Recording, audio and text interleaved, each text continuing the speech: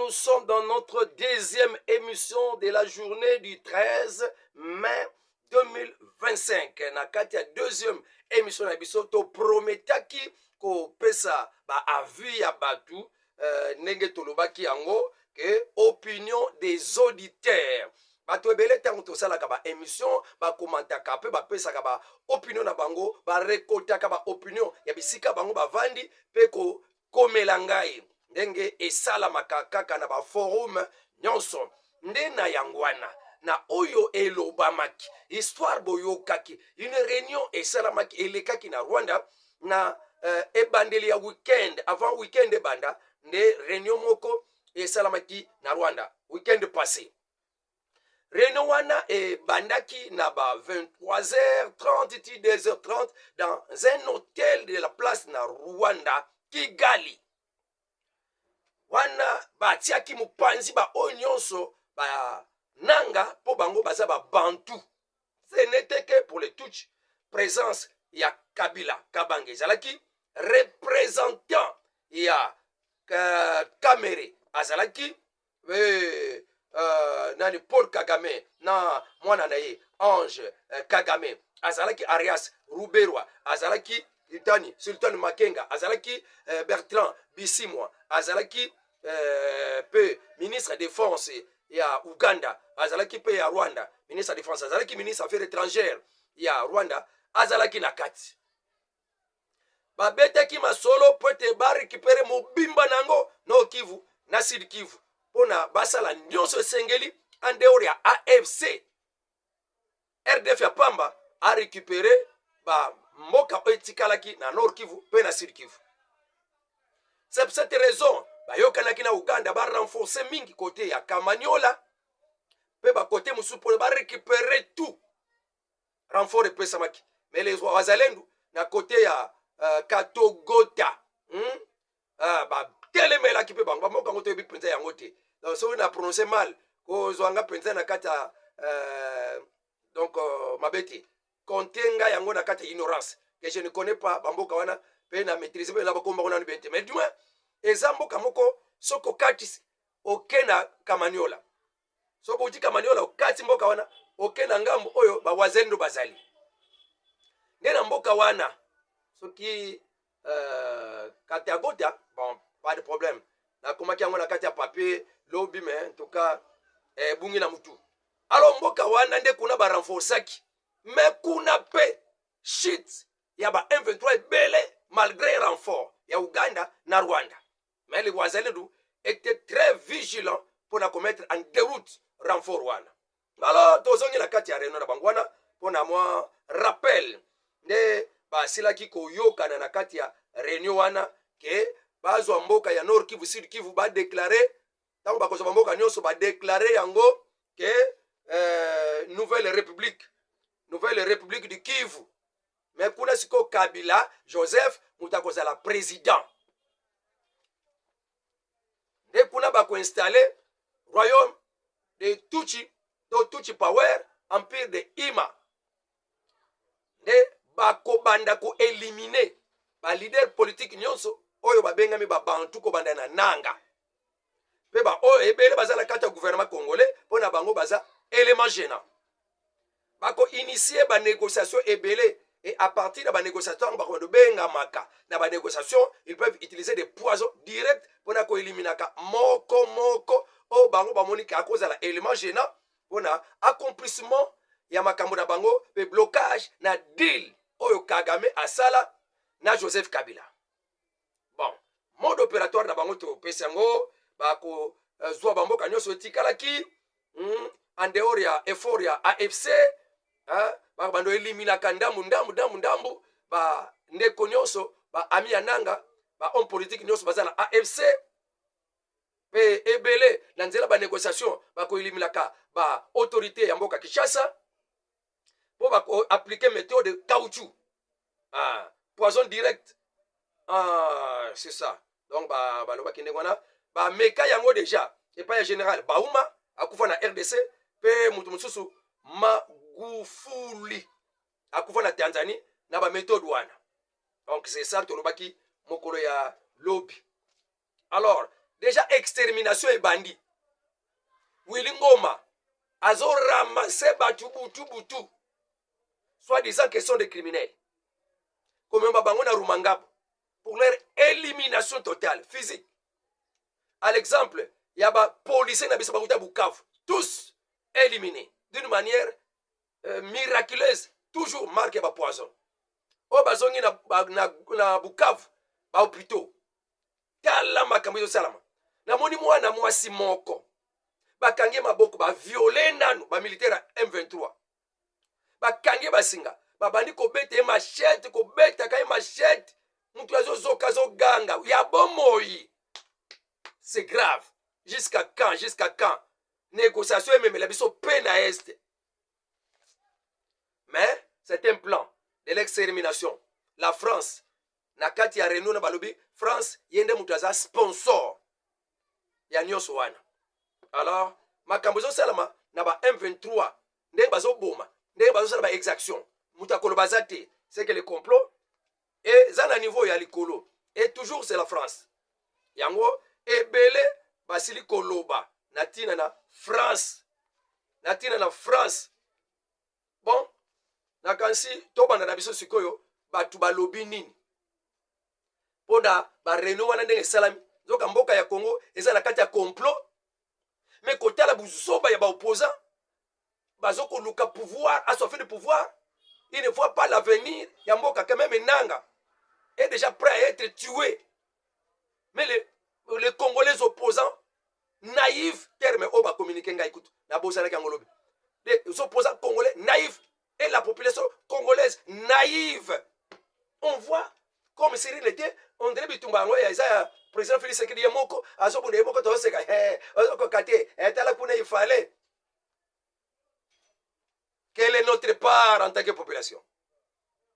Na Nigeria, non mboka oyo, Algérie, Tunisie. Population akimisa na batu ba yebana ke ba o bazo déranger mboka. Na ba président ba yebana ke président bazo négliger batu. Bakima population. Ce qui te teleme la balabala, to kena ba ambassade de France.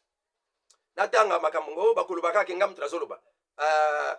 Papa Liboso, écoutez les opinions Yabatu. Opinion Yabatu. Opinion des auditeurs. Premier à intervenir, c'est M. Cayen Robert. Soutenu par Amado Samuel. Bango, Basile, ko soutenir. Ma communication, c'est vrai. Tu as dit la vérité. Toye na papa Louis Kesse depuis Mwanda, il a dit koyoka ba vérité ya boy. Pona nini président Félix Sekedi a cause la kakaka na lolenge ya mutu lokola azo salela ki lâcheté.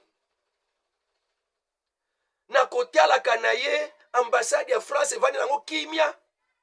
Ba intérêt ba français na RDC evandi kimia. Nzoka mboka penza o itelemi par rapport à bamboka nyonso na monde pona ko luka déstabilisation. Ya RDC, c'est la France. Il ne nous laisse pas tranquille, c'est Macron. La France ne nous laisse pas tranquille. Tous les jours, projet Oekwe, abandi Boussous. Projet A ici, abandi projet B. Combien de coups d'État organisés par la France depuis arriver à chef de l'État n'a pouvoir? Et pourquoi le président Félix Sekedi Azalakaka lâche Liboso la banque? Papa Louis Kies a raison, a droit de couper sa opinion. Eh bien, papa. Alors, ngana koyeb sa papa Louis Kies. Et ça, na président Félix Sekedi était moutake noko buka. Ambassade de France. Toko bengana. Ba français na ba psika ba intérêt nyonso. O bango ba vandeli. C'est la population qui est lâche et qui est naïve. La femme est tout ça qui est en mode. Et qui monde. Le président Félix Sekedi doit être appuyé, doit être soutenu par la population. N'a pas marche pour dire que nous sommes derrière notre président. N'a pas initiative naïe, to sécurité, n'a pas kabubino France besoin de l'amboka nabiso. Alors, mais la fois passée, tout le monde qui, même le gouverneur de la ville, nous avait interdit pour biso paix, to ebaka qu'on marchait. La France, na bamboka poto, ils savent comment marcher pacifiquement. Mais biso, loko na ba intention, et yeba leka ke, so ke na marché bonanza la fona buka. Et loko pebe bisaka biso. Commençons d'abord par des marches pacifiques. Peloton yabatu. Ba tambola. Na ba marche pacifique. Parce que to bandiko buka, bango bakoya ko s'en prendre contre nos autorités qui laissent la population, donc bango bazana sima. Alors apprenons à être pacifiques dans nos marches. Doit faire entendre notre voix. La population n'est pas éduquée comment il faut faire une marche pacifique. C'est ça. Et marche, c'est un moyen de profiter pour créer des ordres. Et les policiers, sans soutenir, sans accompagner, la marche. Et c'est encore en République démocratique du Congo. Bon, papa, lui qui est au monde, peut que charge les a partagé, responsabilité les a partagé. Président P, Anna, ma boule quelque part en tant que Moutou. Donc, le papa, ma camboubé, belé, puis balobi. Bon, ok, non. Papa, lui qui est, né à condamner des moines, to, t'as la pub à intérieur français, to négligé en gros. D'abord, to, la francophonie. Wana, et sa population, moutako décidé, côté wana, président, wana, remarque, il y a papa, lui qui est, et quoi il peut et pas papa président. Bisote, population, moutako lobake, to bimi la francophonie. Et ça, mon konzamo, kako sa descend, que vu, c'est que la France fait, vu, c'est que, alors nous sortons, nous quittons la francophonie. Et to longoli français, et la langue nationale. Moi, le français, le bien en tant que langue, mais en tout cas, tu adoptes la langue anglaise, peut-être. Alors, tu ici dans la biso, na cours anglais, accéléré. Il y a fait comment on a que dans moins d'une année, tu vas comme pensa na loba anglais, collègue na français. Ana ezaki ba opinion papa, lui qui est. Alors, Momo Mayala Makitu. Momo Mayala Makitu. Ide na ya pesi soutenu par Kasongo Ngoy. Par le président ya Qatar. Ati kabuzoba na ye ya kokende ko sangisa ba congolais na ba étranger na table ronde moko pour koluka paix. Makambo président Qatar a proposé au table ronde qui va regrouper Fayulu, M23, Kabila, beaucoup des étrangers Kabila. Est-ce que c'est un Congolais? Fayulu, est-ce que c'est un Congolais? Ah, cité. Jamais, tout le monde a Congo, mais étranger, le coup les amboka là-bas. Non, papa Qatar, papa Qatar, tika buzoban. Wanande, papa Momo Mayala Makitu. Tole ki, nani sus. Ah, kaka yawana zo continue. On ne peut pas parler de la table ronde. On ne peut pas se mettre même table dans une table ronde avec les étrangers. Tout le problème à Congo avec les Kabila, les Fayulu, les Katumbi, les Bissimois. Impossible. Ya le bien. Bon, Mouteba Bokundowa. Papa Fulgence Mouteba. Na papa Bokundowa. Bango pe baza invité na kati ya table ronde wana. Par le but, papa Momo, Amitoun, ils sont invités parce qu'ils sont chefs des groupes rebelles. Ils sont invités parce que Bango peut baser la kanakata rébellion moko. Tout ce que Bango baza invité comme Banganganzam.